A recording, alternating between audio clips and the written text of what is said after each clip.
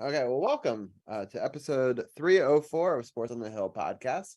I'm Robbie, and I'm joined by CP3, my co-host of now 8 seasons. Carol, this is the season premiere of season 8, which is kind of crazy that we've now are in our 8th season. We just celebrated 7 years.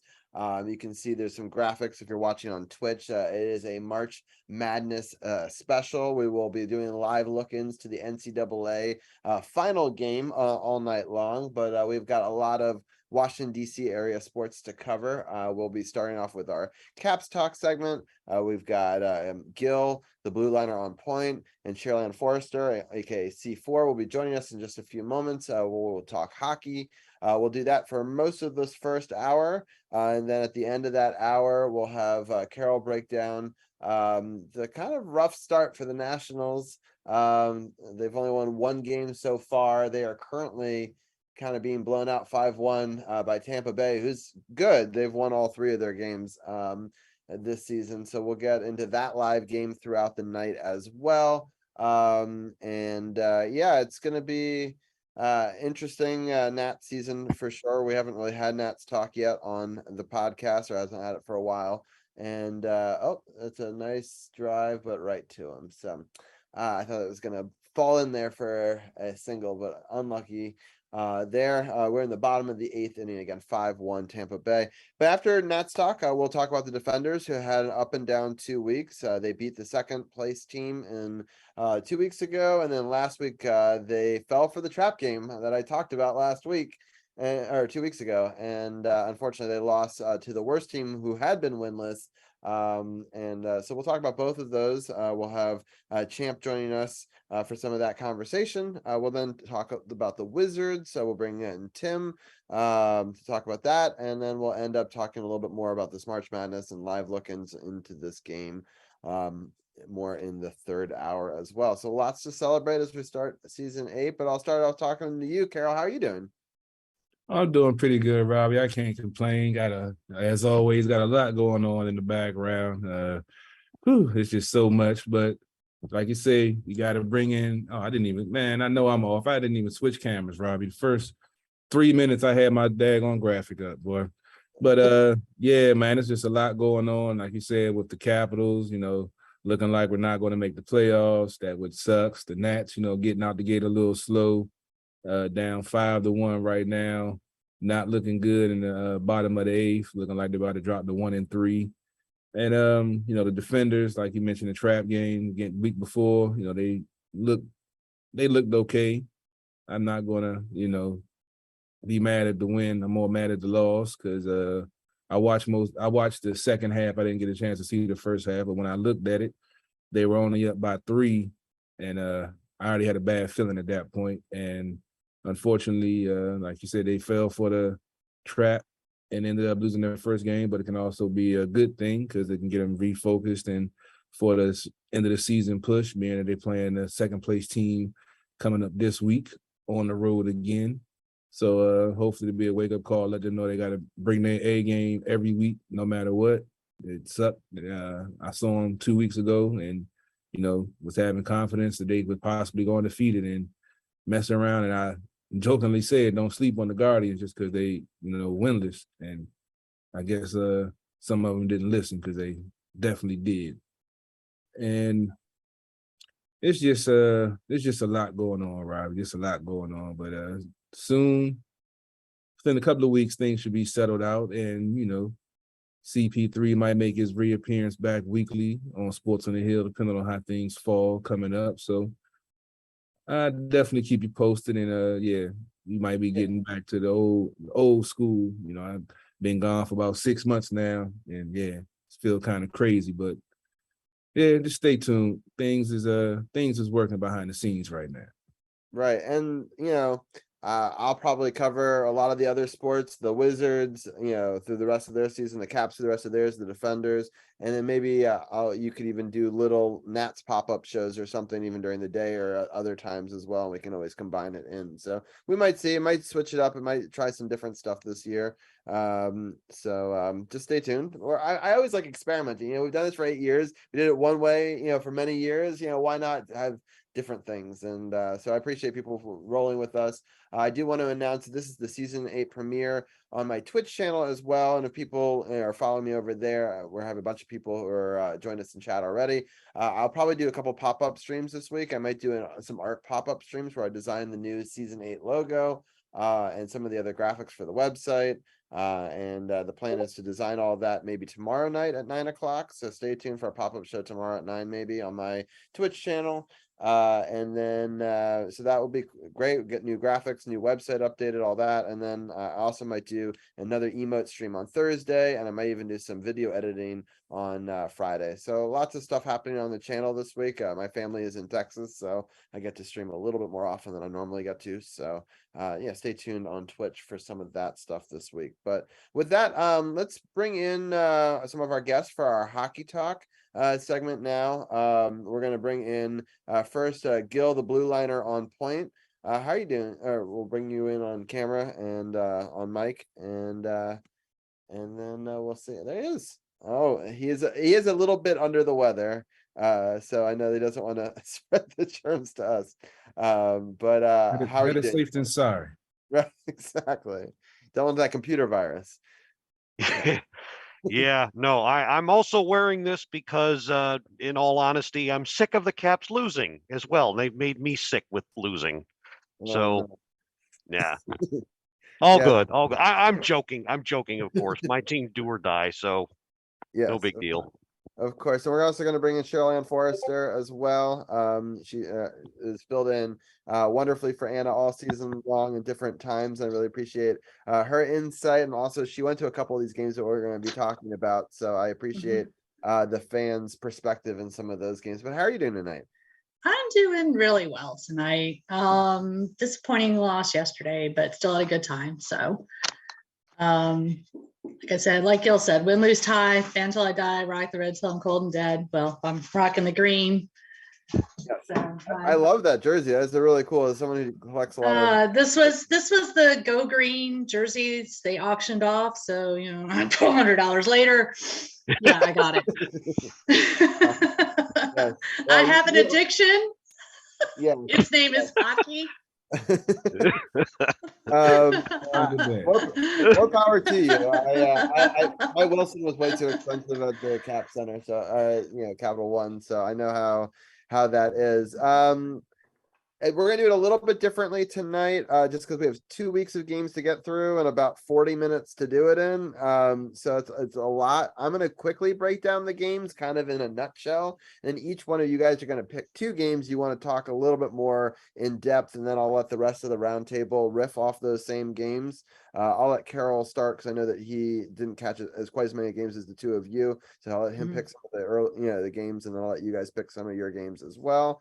And then we'll just kind of go through it that way. We'll preview the week ahead, and we'll just sort of talk about the state of the Capitals because it's kind of the end of their season in some ways. I don't know how many more episodes we'll get Carol on and be able to talk hockey. Next week, we're actually doing a live watch along. So any of the 3 of you are invited. I know some of you guys don't like to watch a live game and be on air at the same time. There's no pressure at all. I'm happy to do it alone. So that one will be against the Islanders next Monday. But let's go back in time a little bit. We'll break down these games. So when we last left off, we had a loss to Minnesota 5-3 on right before the last podcast. And the next day we played Columbus, which is a really disappointing game. So we found ourselves up 3-0 in a must-win game. Then we went back and forth in scoring. We were still up 5-3 at the end of the second period. But in the first 8.5 minutes, they were able to tie it up. We then took the lead again. Unfortunately, in the last minute, they tied it up, and then they won it in overtime, which I think was a really deflating loss and sort of set up kind of a rough 2 weeks. I think if you win that game, maybe you can catapult some momentum into some of these others. They needed to prove themselves in the next game, and they played a terrible Chicago team at home. They were able to beat the Chicago pretty badly, 6-1, for arguably the best victory in this time period.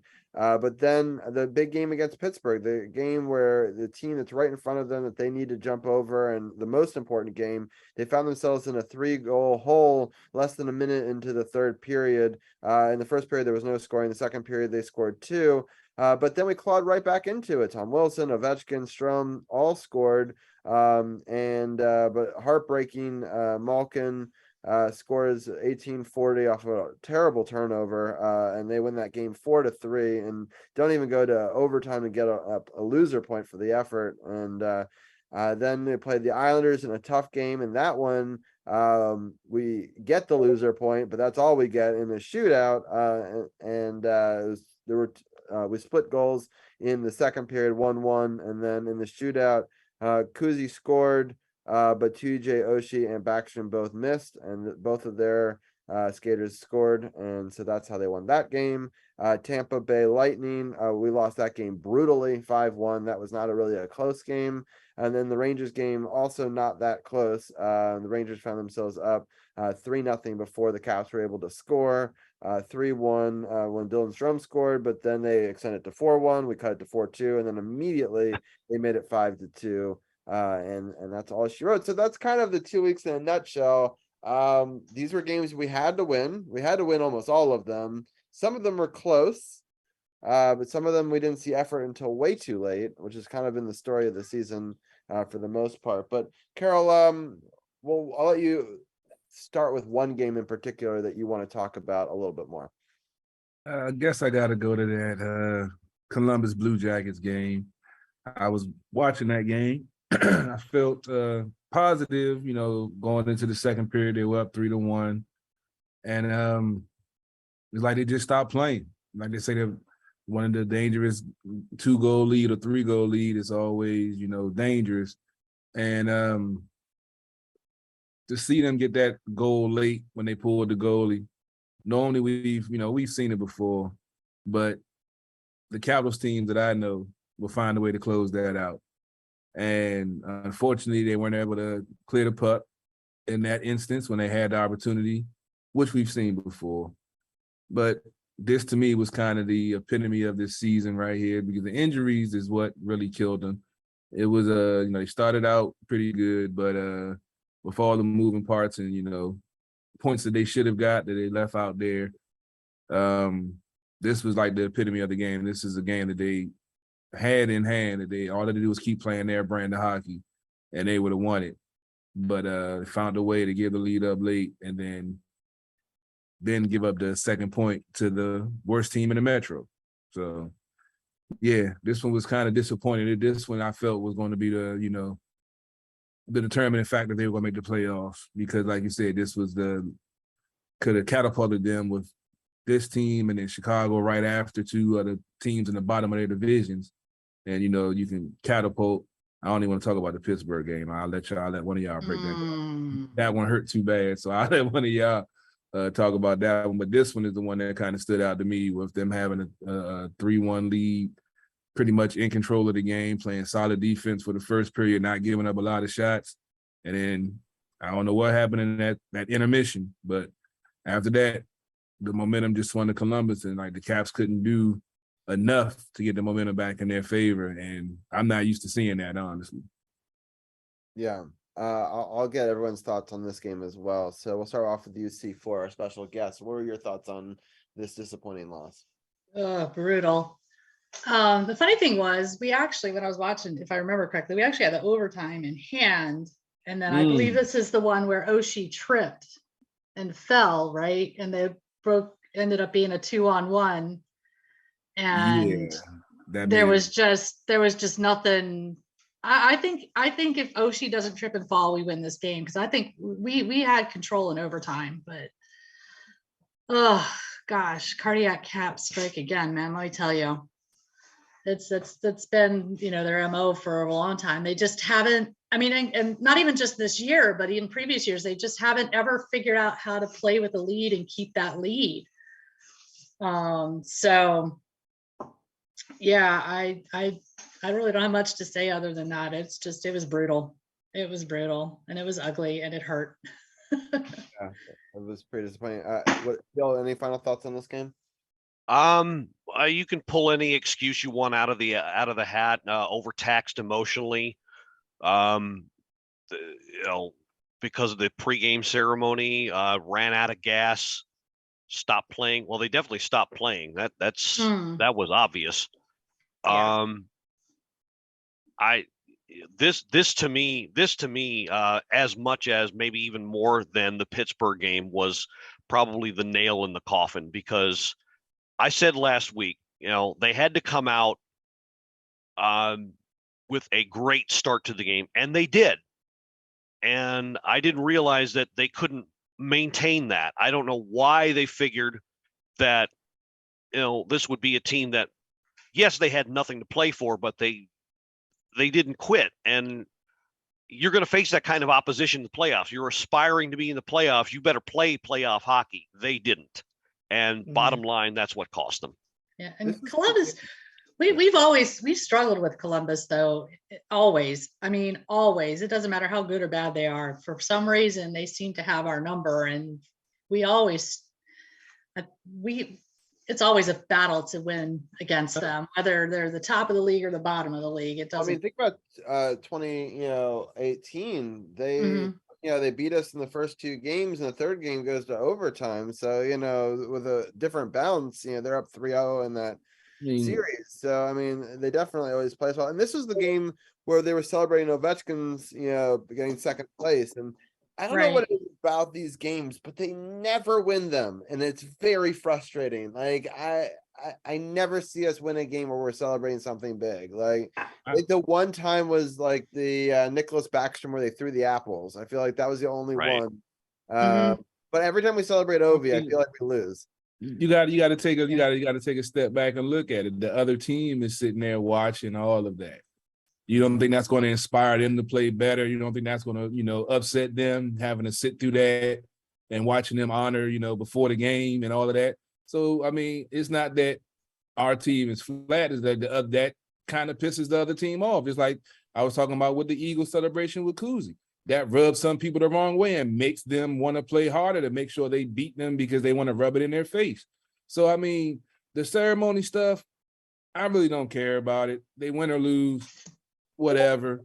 I'm more concerned about the consistency and, playing well on a regular basis. And unfortunately, with all that's what I say, with this season, with all of the injuries that they had, it was, they started out well. They were in the top of the division, but it ran out, too many moving parts. And that's what you can say about the Rangers when we break down that game. If somebody breaks down that game, all of their young top players are excelling. I was looking at some of the stats. The 22, 21, 19-year-olds, all have 20-plus goals. And that's what they showed against the Capitals, more speed and execution. The puck just wasn't bouncing their way, but they had the hustle. They had the grit. They wanted it more. And, now it's time for us that we didn't, moved off some of these people, all of these draft picks that we have that's down in the, down to the Bears. It's time for them to start coming up to see what they can do, because if not, this team is going to get left behind because other teams are improving. And the Metro was already close in talent. And, speaking of Columbus, I think they said the last, 16 regular season meetings or 10 regular season meetings has been 1 to 2 goal games between these two teams. So they always play them tough. They're a solid team. They can't score. They don't have any scoring, but they play solid defense. And like you said, they're going to play you for 60 minutes. And, they outplayed the Caps that game. The Caps, they wanted it more than the Caps. And like I say, sitting there watching that ceremony, I think that played a part in it.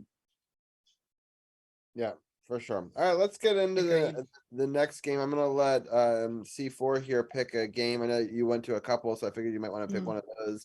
But whatever game you want to talk about. I was actually at the Chicago game, which is the next game in the line. So I was at Chicago and the Rangers. But Chicago was just fun to watch. The funny thing about Chicago, though, is it was sort of like the roles were reversed, because we were out there playing our hockey and Chicago just was like, what hit us? They looked like they got hit by a train. And I think what really, I think, threw them off was Connor Sheary's goal, because their goaltender, and I'm forgetting his name right now, came out of the crease to pass the puck off to one of his players. Sheary intercepts it and bonks it into the empty net. And the goalie just went, oh my God, what did I just do? And I think that kind of set the tone for the rest of the game for Chicago. I mean, and we're just out there playing Caps hockey, which if we had done the night before and in Pittsburgh and against the Rangers, we would have, I wouldn't say we'd have 8 points, but we might have 6 or 7, right? But also, if you win against regulation So, against Pittsburgh, that's a huge swing too. So it's like Yeah. not just the points; it's like who you're playing. well, yeah, a win in regulation against Pittsburgh is always like way up there. That's like the apex top of the thing. Right. But that game was just, it was just a lot of fun to watch. It was good to see the guys, like Anna said, and Anna and Gillis talked about this in the power play point. Boys were having fun. They were out there playing hockey. They weren't thinking too much. They were just out there having fun, doing their thing, and they won the game.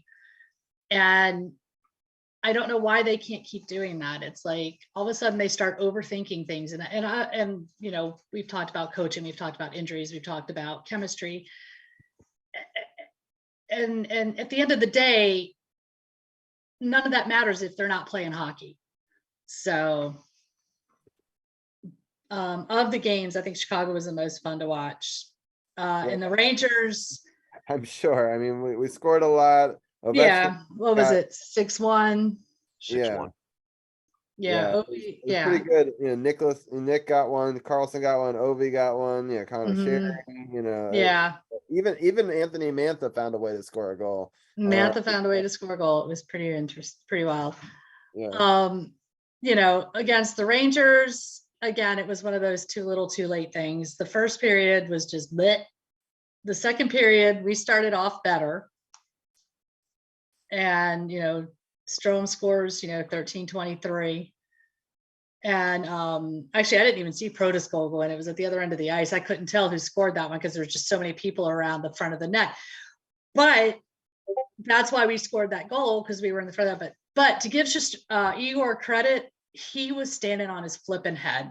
That's true. Yeah. Igor was standing on his head. I mean, if Igor kept them, yeah, if it had been a different goalie, there were goals that probably should have gone in that didn't, because Igor did what he did.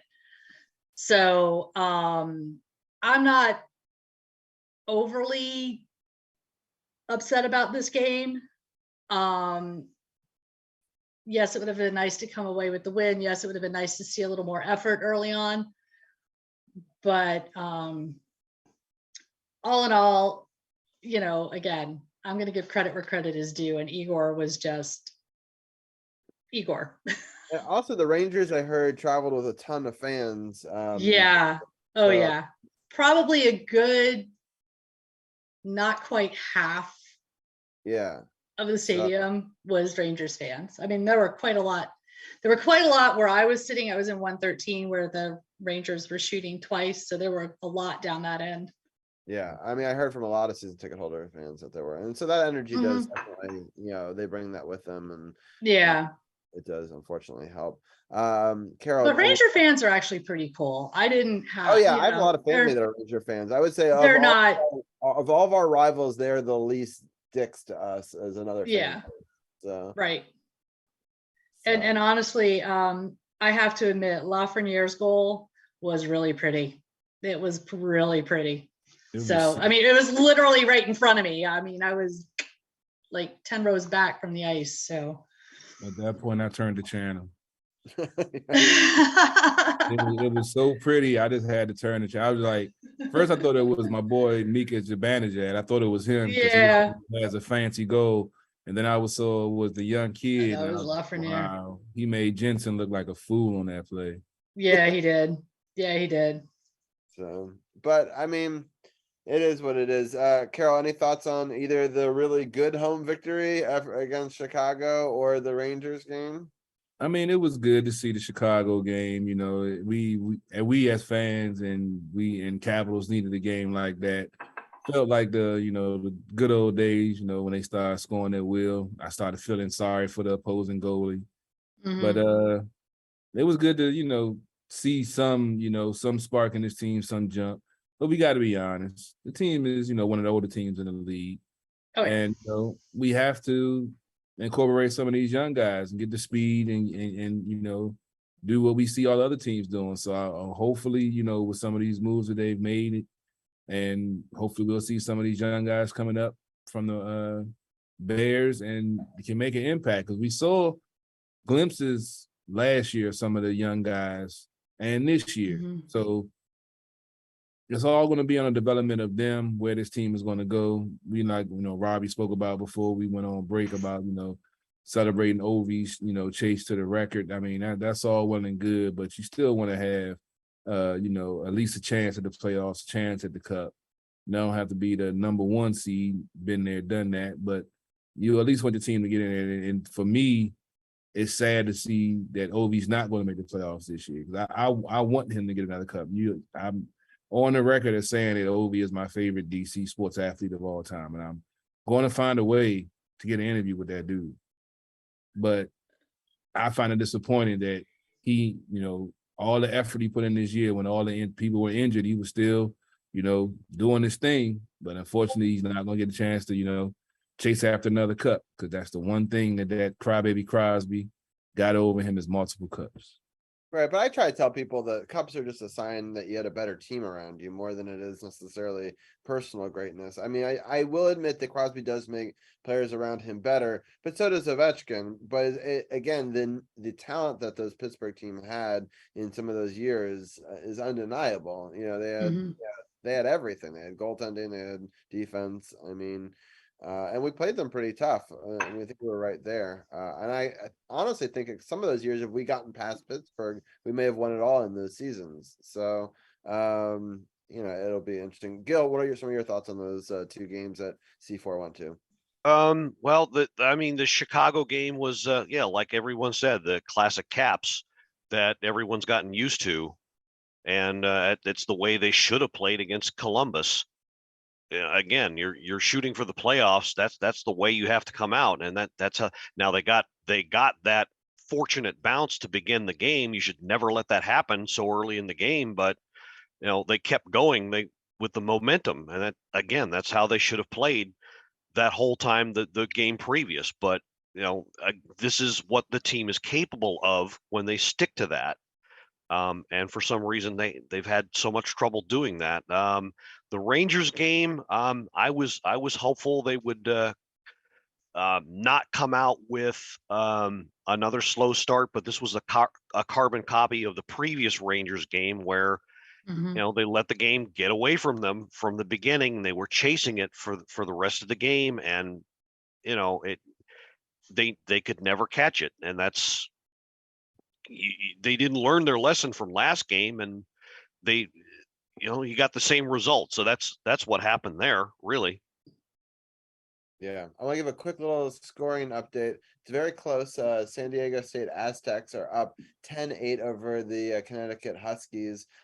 These are two surprise teams to have made it this far in the March Madness, but it's been a very competitive game so far. Unfortunately, the Nationals did lose their game 6-2 to Tampa Bay. So I just wanted to give a little bit of some scoring updates in the live games that we were watching. Fun fact: if you're looking for a team to root for in the Final Four between those two, Joe Gibbs was a graduate of San Diego State and was their head coach in the late '60s. Oh, interesting. Okay. I'll root for San Diego State for that reason. So that's a good fun fact. I like that one. Nugget, Gil. Good nugget. Yeah, sounds good. All right. Gil, it's your turn actually to pick a game that you wanted to talk about. Well, okay, so I guess that leaves me with Pittsburgh and/or Tampa Bay. Pardon me. So, somebody's got to do it. Well, I'm going to gloss over the Tampa Bay because that was pretty much the same as the Rangers game. They actually, I thought they played Tampa pretty tough the first period, even though they gave up 2 goals. One of them was on a power play. I mean, Steven Stamkos, he doesn't get a whole lot of attention. He's a lot. If there was no Alex Ovechkin, I think Stamkos would get a lot more love around the league because he does a lot of the things Ovechkin does very well. It's just Ovechkin has the numbers and the everything else backing him up, but Stamkos got a power play goal that was the second of the game, real late in the game, and that kind of deflated them late in the period, rather. And so that, same thing, same game, same story, different game. They were chasing the game. Then Tampa's offense were were held in check until the third period when Pat Maroon closed the door on them late in the third. So that's what happened there. Pittsburgh, this was a heartbreaker. There's no two ways about it. I'm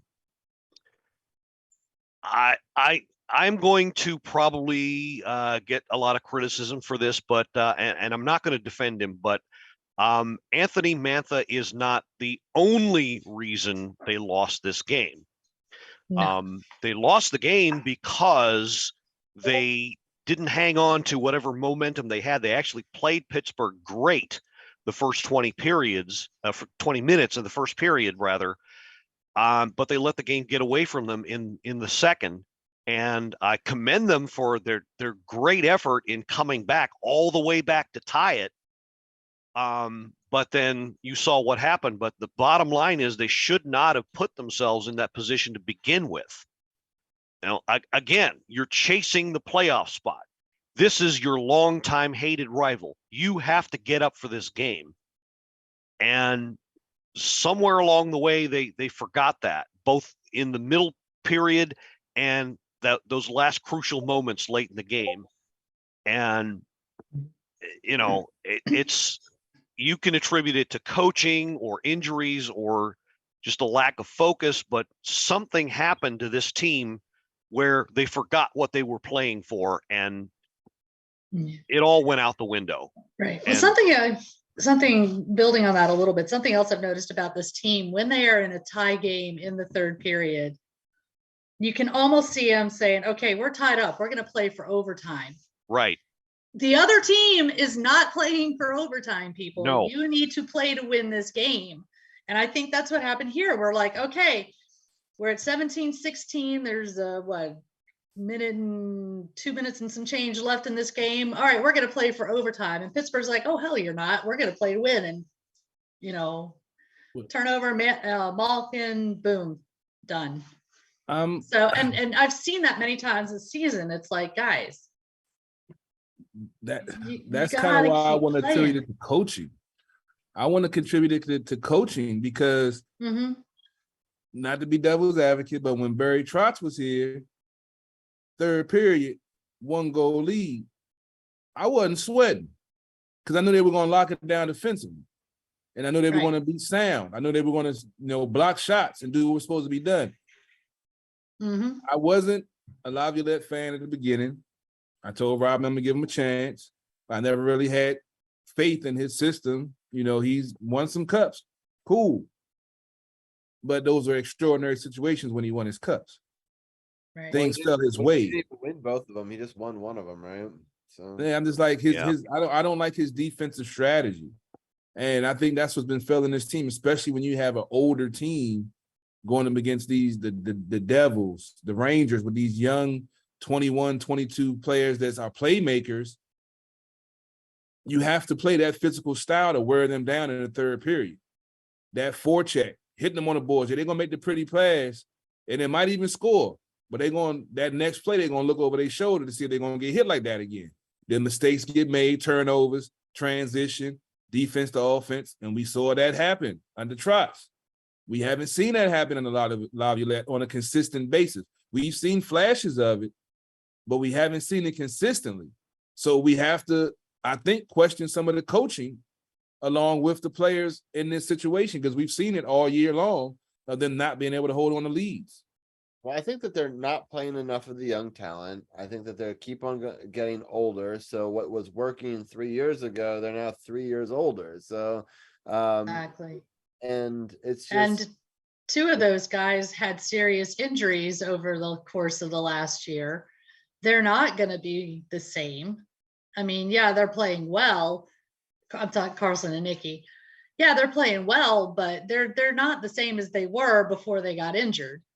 And neither is Tom Wilson, I don't think he's quite. No, but he's a lot younger, so I think he's bounced back a little better than they did.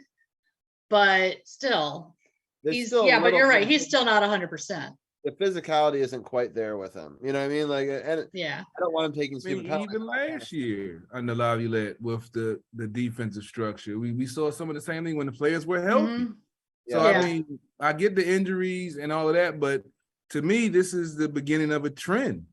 And if one or two things doesn't happen, we're going to see the decline of this team that we're seeing with the Nationals right now. 2019 won a championship, and now we're looking at possible 100-loss season.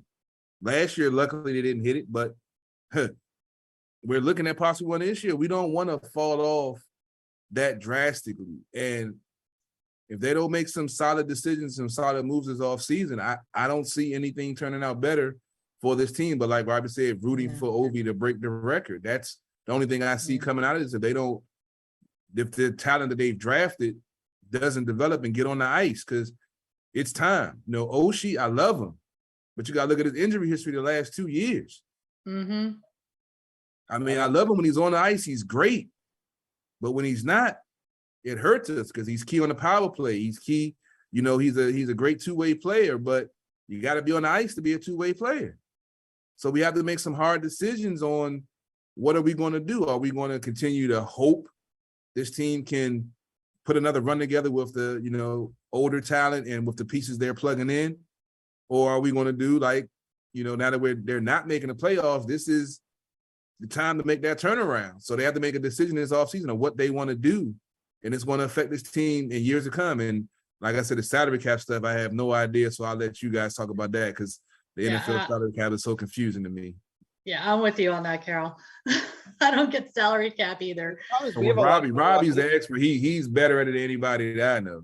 Right. But so the problem is we're locked into so many players right now. So we'd have to make some trades. We would have to want to take our older talent. You know, I don't know anyone that wants to take Manthus. So we're probably going to have to buy him out, which is costly because when you buy somebody out, you still have the money that's going against the cap. It still counts against the cap if you pay him out. Yep.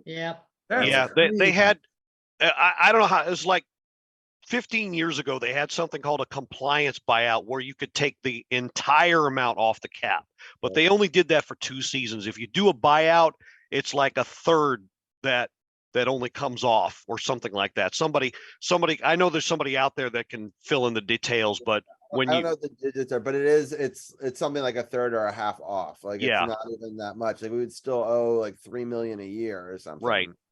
So you don't gain a lot by like buying out Nicholas Backstrom. You might get a little bit more by buying out Mantha. Because he's older.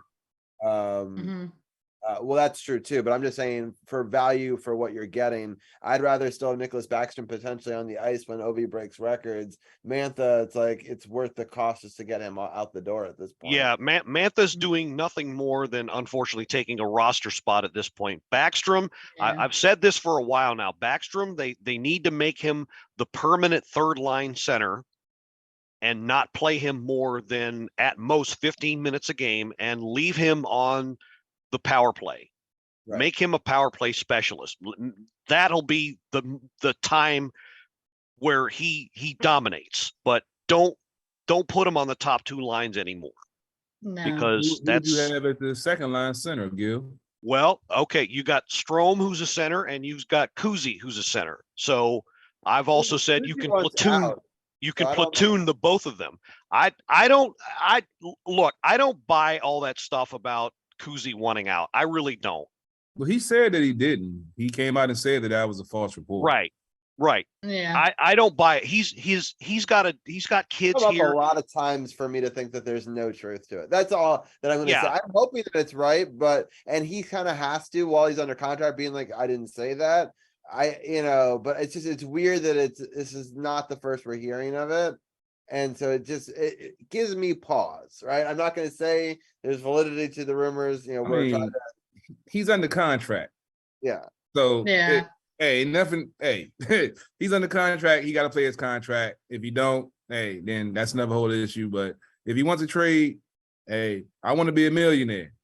It ain't happening. So it's gonna be interesting to see who's gonna want to pay for it because it's a big contract. And he's got the no trade clause where he gets to submit 10 teams that he, possibilities. So it's I don't put no validity in that. When I saw it, I scrolled right past it. I don't see him wanting to go anywhere else. He's playing with Ovi. He's playing, with his Russian teammates. Dimitri's gone, but I can't see him wanting to trade, especially with them riding with him after his off the ice issues. Right. No, that's true. So I think he's your second line, and I think Strome is your first line center. To answer your question, Carol, You put Agreed. Strome on the first. You put Strome on the first and Kuzi on the he's second. Absolutely. Strome's been our points leader all season from the center position. So, he's I think in some ways Even with the chemistry that he got with Ovi on the top line, you would still put him on the second. He's been but Strome has been playing with. Strome's been playing the first line. Strome's been playing some good hockey. I'm not taking nothing away from him, but but I think he's been playing first line, hasn't he? The last he has, man. Yeah. But that's why I say you platoon them, because it's going to the situation of how the games go, each individual games go, is going to dictate who you have out there. That's why I say platoon them. You got a nice 1-2 punch down the middle. Give the team a little something to think about who's going to be out there playing down the middle. Now, I kind of agree, but you also need to build chemistry too. Like I guess, I find that teams that do better when they kind of decide some of that stuff, That's true, but Strome adds a dynamic that he's starting to learn how to shoot more. So he adds that dynamic. Yeah. Kuzi, of course, nobody's a better passer than him. So again, it's going to be how fluid the game situation is. Yeah. We need a coach who knows how to adjust in game a lot better than what we've got now. That's for damn sure. The game has unfortunately. That's the key. I thought I was getting a younger Laviolette back when I thought that he did better. I did too, and I'm kicking myself in the butt for even advocating for him. But if I'd have known this was, Gil, we can't get it all right. It's like, once again, I'm gonna play devil's advocate. All I'm gonna say is, where is Barry Trotz at right now? He just got a great job. Oh, really? Yeah, he's the as of next year, he's the GM of of Nashville, the Predators. He wouldn't want to come back anyway. So I know. I'm just gonna. I hate to. I mean, it's an interesting thought. I would love to see. I would rather have Gabby back, high scoring, get Ovechkin the records. Just like there you go. Just all offense all the time, 6 games like we used to have. Right, they're not built for that no more, Robbie. No, you have to cut some bait, you have to trade some things, get some young talent in there and get them around it. But we really need a coach who's going to allow that young talent to develop, because McMichael was wasted, LaPierre was wasted, Protas was nearly wasted, Alexiev was nearly wasted. All those guys. We need somebody who's going to allow the younger players to play and develop. And for whatever reason, Laviolette refused to do that. And I think probably the only reason we're seeing Protas and Alexiev on the ice more right now is because chances of us making the playoffs at this point are slim to none. Otherwise, we'd be out there playing the same old, I think. And that's just my opinion. Y'all can rip it to shreds if you'd like, and I'm okay with that. I gotta go back to the decision of McLennan to not give Trotz what he wanted. I felt like if we gave Trotz what he wanted, this team would have went back to back. Yeah, and it's funny like they blamed him for canceling a contract that he started, but I do kind of agree with you, Carol. Like, when he wrote all that out, it was before the value of the contract changed in those 2-year period since they wrote that clause. And so I can get why he wanted more. And I just kind of wish that Ted wasn't cheap and he just been like, you know what? We both agree we had a too low of an answer. You just got us the cup. You deserve everything. And just back the truck up. Like, he's got the money. Like, I don't know. Like, it doesn't count towards any cap space. Like, why not at least, not saying give him a huge extension. I'm saying maybe 3 years, at a higher value. So yeah, that's the only move that I think Ted and the GM screwed up on in that whole aspect. If they would have re-signed Trotz, I think that this team could have won at least a back-to-back cup. I think they were poised to make another run if they'd have had that same defensive structure, the same chemistry with that team. I think they could have, made something happen. Could have got that same Chicago Blackhawks talk about dynasty, BS when they won 2 out of 3 and shit. But like I say, hindsight is 2020. McLennan's done a pretty good job since he's been in there. I just think that was his major faux pas since he's been in that role. Oh yeah. I will agree with that. Yeah, I definitely agree as well. All right, so let me just go through the upcoming games real quickly, and then I'll let each one of you kind of take a game that you want to break down. So, just because it's already 9:48, we don't need to have each one of us break down each of the upcoming games. So the next game, sorry, I moved away. Montreal, Yeah, it's Montreal. Mhm. What day was that? Hold on. Thursday in Montreal. Oh yeah, there it is. Okay, thank you. Yeah. Last welcome. road game. Last There's road game of the there's only season. 2 games this Nope. week. Nope. We're in Boston Oh, that's right. on You're the right. You're 11th. right. You're right, C4. Yeah, Boston. Yeah, Oh so we're boy. at Montreal at Yeah, that's 7 gonna be ugly. 7 p.m. on Thursday. Saturday it's 7 p.m. Against Florida. That one's in Washington.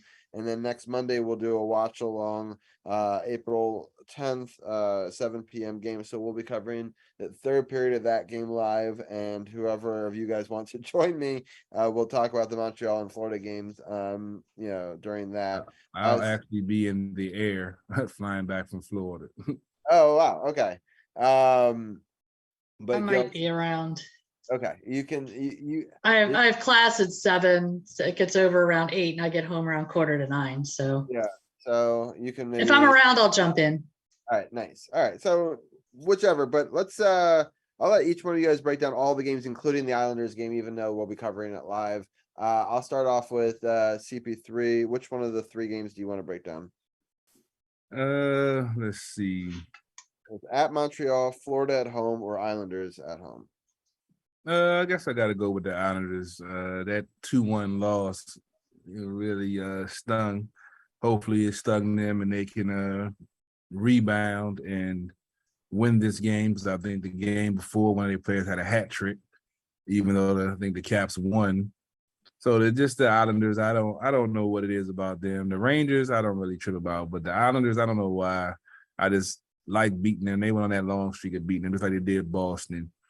And I want to see them beat the Islanders along with beating Boston, even though I know Boston's on this historic run or whatever. I haven't even kept track of it, but as long as the rat guy is on their team, Brad Marchand, I won't care what Boston does. I just want somebody to punch him through the ice.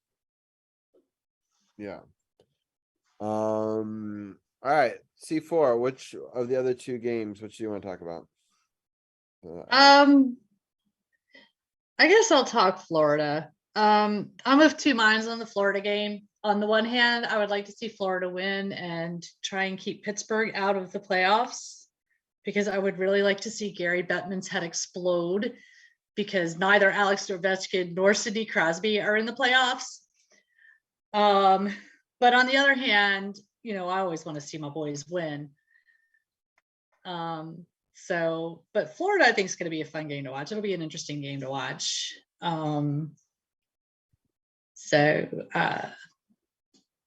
But like I said, on the one hand, I would like to see Florida win just so they can hopefully knock Pittsburgh out. Honestly, I would rather Florida would win that game. Yeah, I honestly think we kind of want to lose as many of these as possible, because we're right on that's true. of the draft lottery, right, Gil? Oh yeah, that's true. Yeah, Caps are looking at a guaranteed top 15 pick and possibly a top 10 pick, depending on how things shake out. I don't put my faith in ping pong balls. I'll say that to my dying day. I agree with that assessment, but at the same time, we've got nothing. I mean, I want us to still play nothing well. else to play for. I get that, but right, except pride. They're not going to get. Look, they're not going to get all this talk about tanking for Connor Bedard. It's not going to happen. They're not going to get Bedard. They're we might get him. Fratelli, but we're not going to get Bedard. I'd love to see them get Fratelli. I'd love to see them get him. We might get Fratelli, but there's no way in God's green earth we're going to get Bedard. Shameless plug. I have in the works. I mentioned this on our latest episode that we just recorded. I have in the works a special draft day breakdown that's going to take place after the final rounds of the drafts. I have a very special guest coming on with me who's had his eye on the prospects. Is a very deep draft coming up beyond Connor Bedard. So whoever the Caps get will benefit them, I think, greatly. So he's going to help me break all that down. And if it's the person I think of, he's going to be here by then. Yeah. So tune in for that, because this is where the Caps future will start, with that draft, whoever they get in that draft. Yeah, and if it's the person I'm thinking of, and I know who you're thinking, it's gonna be a fun one. It'll really be a fun one. Sorry. No, that's okay. You've had a lot of good guests, and I know that you've had some guests on this week as well. And I'll let you do a quick shout out before we let you go. Real quickly, before we do that, Gil, just break down your quick thoughts on the remaining game, the Montreal game. Montreal should be fun. This is one of those teams that Ovi gets up for, and it's in La Belle Provence, in the beautiful city of Montreal. He loves going there, loves playing there, Bell Center. And so expect a fun game to watch. I don't know how the rest of the team is going to come out, but it's Montreal's in rebuild mode, so it could go either way. But either way, it's going to be a fun game to watch. I think Ovi's definitely going to be up for it, and just it'll probably turn out to be like the Chicago game, where they just come out and just chuck everything else in the F bucket, as they say, and just play hockey. And so I look forward to that one. It's one of the few I'm looking forward to, actually. Yeah. Right. All right, real quickly, Gil, I know you had a special guest plural, on this week's podcast. Let people know who was on, and then I'll let you guys each say your goodbyes, and we'll switch into some baseball talk. Yes, thank you again for having us on, Robbie. And so this week we actually have that Red Rockin' duo, the Catastrophes, on, both of them, Laura Bach and John Blackburn. If you don't know who they are Twitter stars. They're on Twitter all the time. They do the parody songs after any of the Caps score a goal. And it's spelled just like it sounds, CAPTAS trophies, at Catastrophes on Twitter. So you can catch them, all the videos they make. They also have commentary on how the team's doing, but having them both on, they have very interesting stories to tell. And that's pretty much 90% of the podcast. It was a good one. I enjoyed it. It's a great listen. There's great talking to them. We're definitely going to have them on again, but nice to have a kind of a minor DMV celebrity again on in the show. So give it a listen, and that should be up as of right now. And Gil, you're recording on Saturday or Sunday of this week? We are going to be recording this coming Sunday evening. Okay. So we're going to do, it's the next to last week. C4 will be co-hosting with me. Anna's taking the rest of the season off. And we're going to break down the games that you just described, except for the Islanders game, because that'll be Monday. And so that'll be how that show's going to go. And I might, depending on if I have to drive a car to a airport or not that night, I may actually join you guys. Because it's been a long time since I've been on, and maybe we'll do a simulcast on Sunday as well. Awesome. Nice. We'll talk offline about that, and just depends. Okay. On life. But I did want to try to catch one, especially my family's out of town, so I do have a little bit more time to maybe do it. So we'll talk more offline about that. But there's a possibility for listeners of this channel, we may go live on this Twitch channel as well. But Gil, you've been fantastic, and C4, I appreciate your insight as always. You're both more than welcome to do the watch along next week with me. We appreciate your Caps coverage all season long, and joining us again for the season 8 premiere. C4, any final thoughts before I let you go? No, it's just going to be an interesting next couple of weeks. But for the record, I am actually okay with us not making the playoffs this year. I think it will give the guys a little more time to heal, to recover, to reflect, to figure out what they need to do. And not just the players, but the GM, the coaches, and everything else, and sort of figure out, okay, what worked, what didn't work. I think at this point, we need all the time we can get to figure that out. If we go, if we were making a deep run into the playoffs, and we, or we get out even in the first round. Flame out in 5 games isn't really gonna. Yeah, I think at this point it's just better if we don't make the playoffs. Start getting our heads around what we need to do next year, and move forward. I agree. That's sort of my final thought. And I'm really, actually, for the record, okay with not making the playoffs. Yeah, I'm kind of a little bit at peace too. It's funny because there's still a lot of Caps fans that are pretty angry about it, but we're not in the last 16 years, maybe 14 times. I mean, it's pretty good. I mean, many franchises would kill to have. It's only one other team that's been better, and I hate to say this, is Pittsburgh. Is 16 years in a row. Yeah. So I mean, well, but then again, what goes up must come down, and this is our year to come down. And there's nowhere to go. I don't know if we've hit rock bottom yet. Maybe. But didn't they miss the playoffs 2 seasons before they won the cup? Yeah, exactly. Yeah. So we just start moving forward, building up, and go from there. Sounds good. All right. Well, I will let C4 and Gil go. Carol, I've got to fix something on a website real quick, so I'm gonna let you rock and roll with the Nats talk solo. But I'm gonna change up the graphics for that though, and I'll let you sort of break